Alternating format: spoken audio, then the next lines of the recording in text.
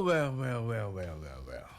He's in for a very, very long run. Isn't it? And this is why I disagree with Mr. Carragher. Those who have been bashing Jamie Carragher left, right, center.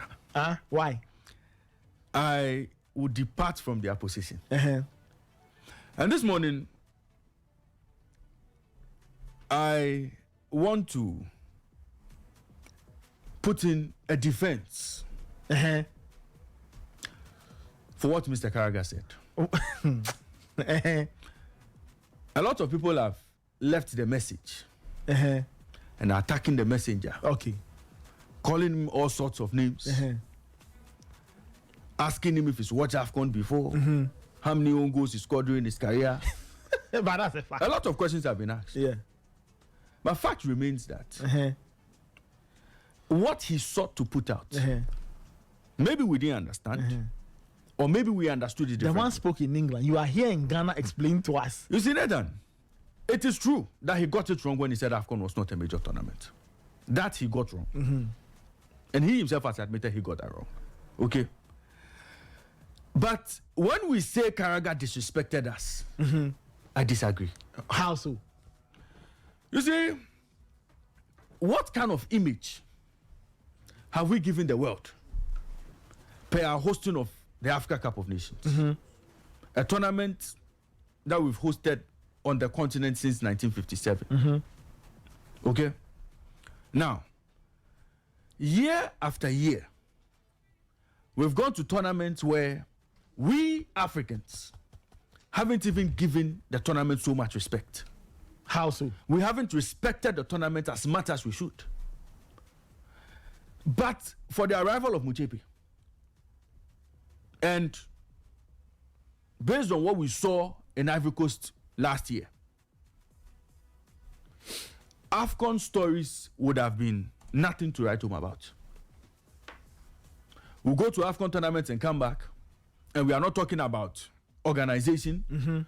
We are not talking about how successful the tournament was, but we are questioning the pitches we play on. We are questioning organization. We are questioning how long we travel from hotels to match venues and all. Those were the constant complaints. How many AFCONs? Post AFCONs. Nathan, I'm coming. I'm going. We've gone to AFCON tournaments where even participating teams attempting to get to the host nation get attacked by rebels on the road. How many It's times still did an they AFCON. happen? No, you see, Nathan, it's still an AFCON. Once. It is still an AFCON. We go to tournaments. So even the calendar for playing our own AFCON tournament. Sometimes we play in the morning, another time we play in the afternoon, another time we play in the evening. Just opposite on how we run our AFCON. One time we play in January, another time we play in the summer, another time we play in December. This year we are playing in December. Clearly, we have not even been able to put together a consistent schedule for even our own tournament. We've struggled to come up with a calendar for our own tournament. Our African players. We have a tournament where our own African players even decide not to come and play. The biggest competition on the continent, our players can decide to sacrifice national pride for club commitment. That is how much respect we've put on our own AFCON. Then you look at African Player of the Year awards. How many times have we seen a player dominate at AFCON and win the AFCON best player, being even in the top 3 when it comes to the ranking for African Player of the Year? We're always looking to players plying their trade in Europe. We're always looking in the faces of players who are playing in the Champions League who are Africans, players who have won titles in Europe. That is where our focus goes. So without doubt, Ademola Lookman, he was not the best player at AFCON. But who was the best player? It was his teammate, Ekong, the defender, Trust Ekong. True Ekong. Yes, he won the best player. But when we were going to AFCON to award the best player of AFCON, we went for Ademola because Ademola had won a European title with his club. That was where our focus was. But if you ask, how much premium did we even place on his performance at AFCON? But Ademola Lookman's AFCON I'm saying that were very good. I said he had a decent AFCON tournament. He had a very good AFCON tournament. But I'm saying that how much premium did we place on his performance at AFCON? we rather focused on his performance for his club side at Atalanta. Then you look at other players who had won the best player at AFCON tournaments. Do you remember our own Christian Atsu? Yeah, I remember. Where was he in the ranking for best player, CAF? Where was he in the ranking? Where did the likes of Jonathan Pietrapa, all of them, Ismail Benacer, all of them, where did they rank in the scheme of things as far as winning African Player of the Year was concerned? It never happened. So we ourselves have not put premium on our own CAF tournament to make it look like the Euros we talk about consistently. So Jamie Carragher is right to say that, it's not a major tournament, because he hasn't seen it being portrayed as a major tournament. He hasn't seen it being cast in that light, that the AFCON is a big tournament. But the fact remains that it is our major tournament. And look at how we've shared the hosting rights in the past. We've given hosting rights to countries who are not ready, only to take it away from them and go and play in South Africa. It's happened before, our own competition. We've given it to countries as a means of helping them improve their infrastructure. We've seen where they've left us to go and play football. So, if we are getting disrespected by the Europeans because they feel we haven't sold our game that high, or we haven't put premium on our own AFCON, it is our fault. So let's not come and insult Jamie Carragher and say he has disrespected. We've disrespected our own tournament. Enough. We've disrespected it enough for people to pick on us. So let's leave Jamie Carragher alone. Let us leave Jamie Carragher alone. It is a major tournament, yes. How much have we milked it for the world to believe that, yes, this is the deal, this is the real deal on the African continent? How much work have we done? And I'm saying that. But for Muchepe and the tournament we saw in Ivory Coast, we still would have been seeing substandard below par AFCON tournaments. Oh, wow. Oh, come on. Which AFCON tournament was below par? Oh, Nathan. Even the one we hosted here. Are you saying AFCON 2008 was a below par tournament? But that was a very good tournament. You see, I'm saying that. Even infrastructure wise, will you tell me we hosted that tournament in the best of facilities? I mean, no, Nathan, these are the realities. But when we go to Europe to go and watch tournaments elsewhere, in other countries where they've hosted them, we've seen how much investment has gone into those tournaments. Yes, that's true. And so until we get to that point where, and I'm happy Muchepe is beginning to do something. Muchepe is getting it right. If we continue like that, and when we go to Morocco, we are going to see state-of-the-art facilities. We are going to see facilities that will give our tournament that color that we need. We have now started paying attention to AFCON. But in the past, we have disrespected our own competition. How many previous or past AFCON tournaments were below standard? Nathan, we've gone to Gabon before. We've gone to Equatorial Guinea, Gabon before. Those are just 2 AFCONs out of many. We've gone to Mali. We've gone to Burkina Faso. The AFCON in Burkina Faso, you there? Nathan. You see, I'm telling you that we have not put our tournament, our flagship tournament, up there. So when we are getting comments like this from Jamie Carragher and the likes, let's take it in good faith and fix our AFCON. The AFCON is a very good tournament. No doubt. But it's almost like you are winking at a lady in the dark. That is the kind of AFCON we play. She won't see it. And nobody has seen our AFCON until recently. I'm saying that, and I keep saying until Ivory Coast. What were the storylines around the AFCON? Oh no, but Ray, if you say that until the Cote d'Ivoire tournament, I would disagree. By far. The one before that was a very good one. One in Egypt. By far. The one in Cameroon was equally good. Cameroon. By far, our best AFCON has been this late in the day in Ivory Coast. So let's leave those who have not seen our AFCON as a top-notch competition. Let's understand where they are coming from. Jamie Carragher and the likes, let's understand where they are coming from. And let's stop this disrespect tag. He has not disrespected us. No. He has said it's his opinion. What did he say? And that's what he believes. Okay, you know what? Maybe for context, maybe we should play what Jamie Carragher said. Maybe my production, if you can find me what Jamie Carragher said. No, but and that's what I'm saying. That look, let's leave Jamie Carragher alone. If we're able to answer this question, how much premium have we placed on our own tournament to get it up there? Even when it's getting to AFCON, we have to go and beg foreign clubs to release our players to us. Our own players. But we have to go and beg them. But how is that? Even our own players are rejecting the tournament they are supposed to play in. Our own players are rejecting the major tournament on the continent. They are refusing to come and play.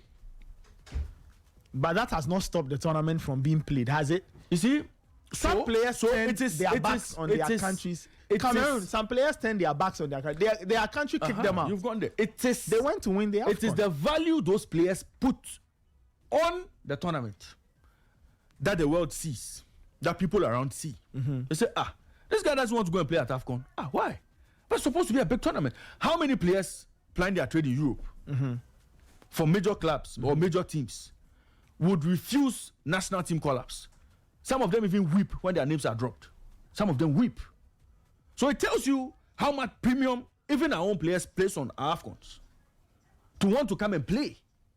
So you see, when Jamie Carragher and the likes are saying it's not a major tournament, it is because of what they see. It's because of what we've shown them. It still doesn't change the fact that the AFCON is a major tournament. Yes, I'm saying it's a major tournament, but how much premium have we placed on it to make the world see it as a big tournament? If we're able to answer that question, then we'll know where Jamie Carragher is coming from.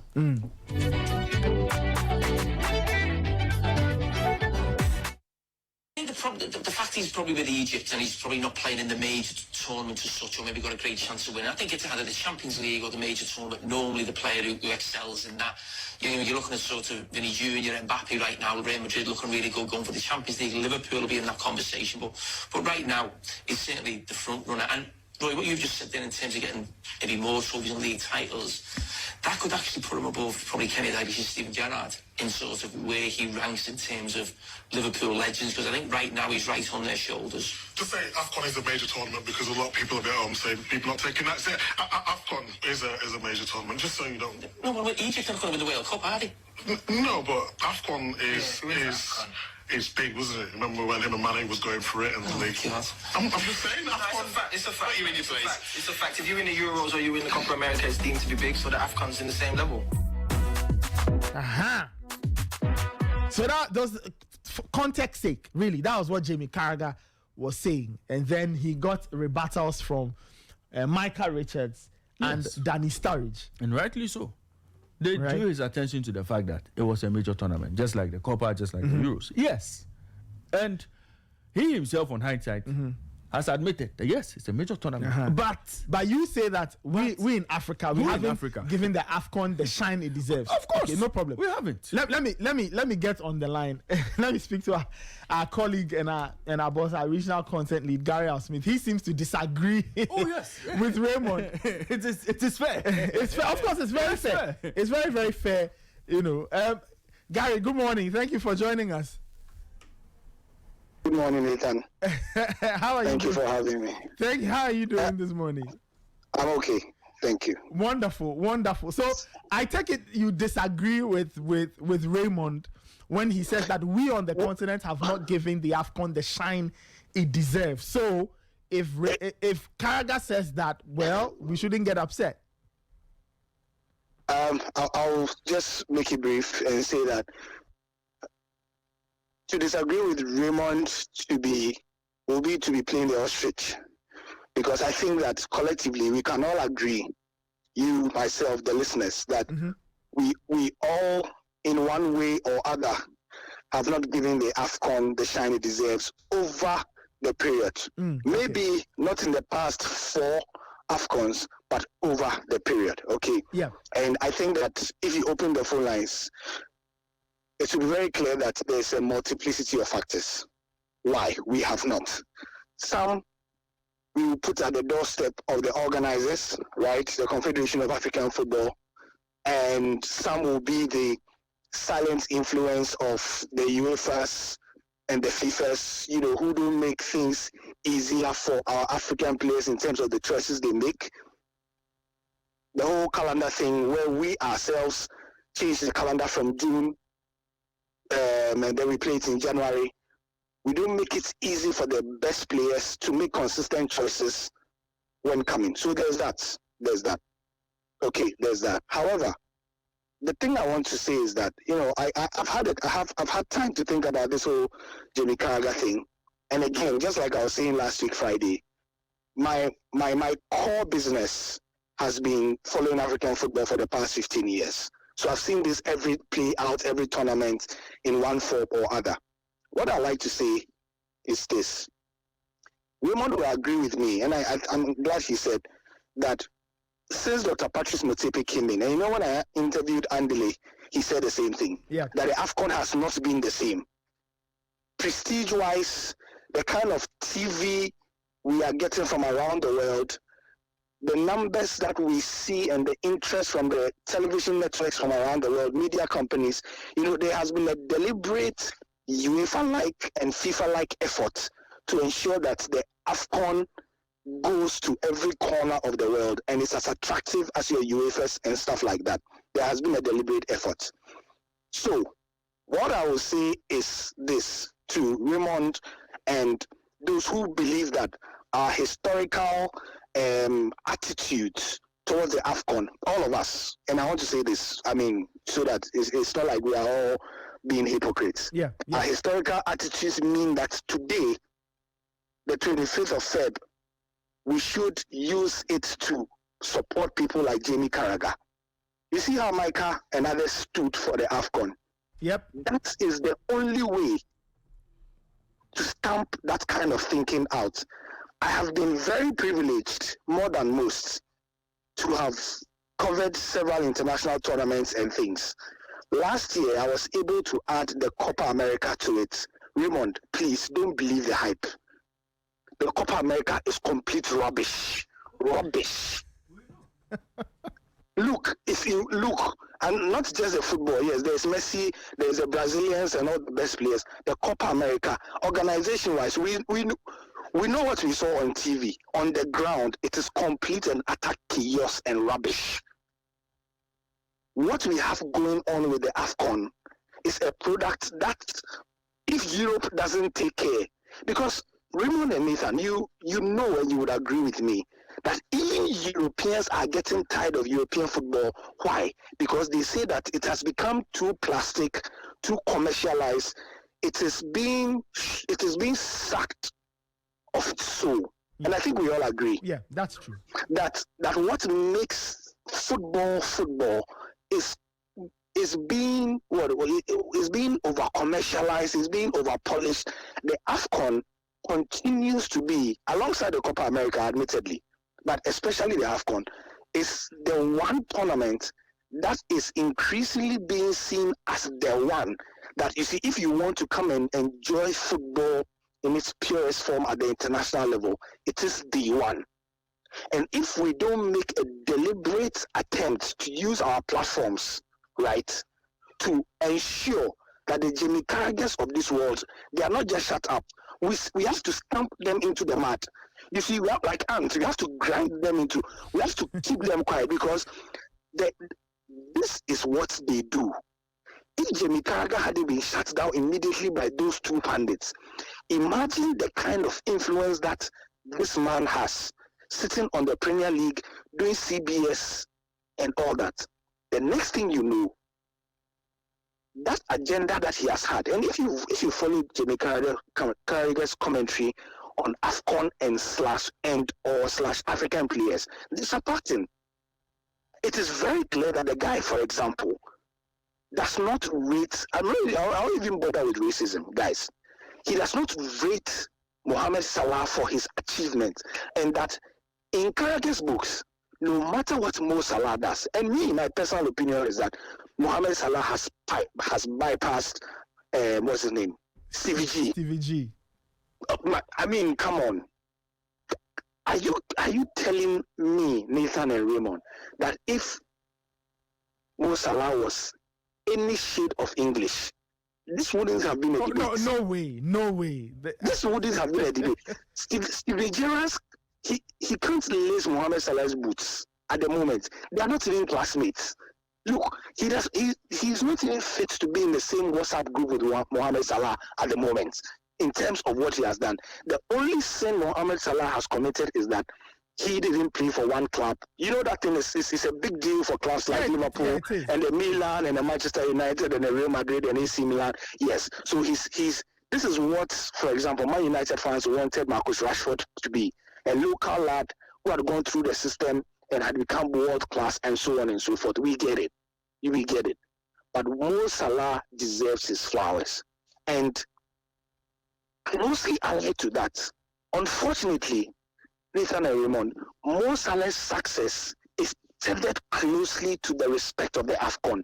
So you and I, all of us, we absolutely need Mo Salah to win the Ballon d'Or. It is not even a joke. Yeah. For agenda purposes, for propaganda purposes. Yeah, it's important. Bro, we need Mo Salah to, you see, when is the Ballon d'Or ceremony? By October, November-ish, isn't it? Yes. We need Mo Salah to carry that thing before the AFCON. Like, it is so important for agenda reasons, for narrative reasons, because we know that narratives rule the world. Let me just say this to just finish off about, as a student of history, as a student of, global affairs, just like you are, Nathan, as well. Yeah. In the last couple of weeks, and let's say in the last month, I've become enamored with K-dramas, Korean dramas. Yeah. And it has become apparent to me, maybe all these years of watching, Nigerian movies tell this. I think that even the Nigerians have not done a good job of owning and projecting their story with the kind of power that they have. It's only recently that you see that Nigerians are investing into telling, indigenous stories and portraying Nigeria as, a country that is not all about war and about juju, those things. About showing. I'm watching certain K-dramas, and you know what America has been doing from the 1920s in using Hollywood to position itself. Yes. Using the art to yes. To portray America, the greatness of America and American exceptionalism. The Koreans are doing it. We were watching a K-drama over the weekend, and guess what? This is the storyline. The United Nations wanted a task force to go over to, I think, Afghanistan or somewhere like that. And because they didn't, the situation was so dire, they couldn't wait essentially for the Americans to bring their best people. So they went over to Korea, which is quite closer to Afghanistan than the United States is. Yeah. And it showed the Korean soldiers saving the day. Meanwhile, there were Americans there. That is the power of narratives. And if we don't seize this moment to show people like Jimmy Carragher, that our tournament is what we want it to be, we'll lose this opportunity. And lastly, Raymond, I'll leave you with this. If you are my neighbor, and I hear you and your wife arguing, right, every day, it does not give me the license that if I step out and I see your wife coming out of the door, I will disrespect her because I have seen you and your wife arguing. If we are insulting our own tournament, they should leave us to insult our own tournament. It's our own. Nigerians are very good at this. Nigerians will tell you that we will insult our people, but if you come for one of us, we will finish you. If you see me and my brother fighting and killing ourselves, if we step out, we are united. That is what we should do. That is what we should do as Africans. That, yes, Raymond, it is true. You know the lie. We have spent the better part of the last 30 years. There are many, many reasons. We have SHAT on our tournament for a very long time. We ourselves. Now we have decided that we have seen the light. We saw how we projected as Africans. The last AFCON in Cote d'Ivoire. And the last one in Cameroon before it. You understand? Look, let me tell you something that happened in Cameroon, Raymond. Remember when the guy died? Somebody died in Cameroon. Yeah. At the latter stages, yes, because there was a stampede at the stadium. So we were at the stadium where it happened. Something very poignant happened. When we got to the press conference, the European journalist, bar none. It was such an eye opener. You see, and we all say it at our various stations, but to actually see it happen was humbling, and it was a moment of clarity for us that when the European journalists came to the press conference, this was, I think, the quarterfinal or semi-final or something. Look, every single one of the Europeans came. All they were interested was in the fact that somebody died. Meanwhile, there was football to report. Please, you understand what I'm saying? Yeah. That was all they were concerned about. Meanwhile, I have a colleague who used to work at my former place of employer, who argues that, when the English Premier League has light off at its venues, it happens, guys. It happens. Yes. I've seen that a few times. Bro, if you like, go to any of the websites, Daily Mail, BBC, in the match report. Sometimes there was one game where the lights went off for about 15 minutes or so. Mm-hmm, yeah. Bro, none of the English media mentioned the light off. None of them.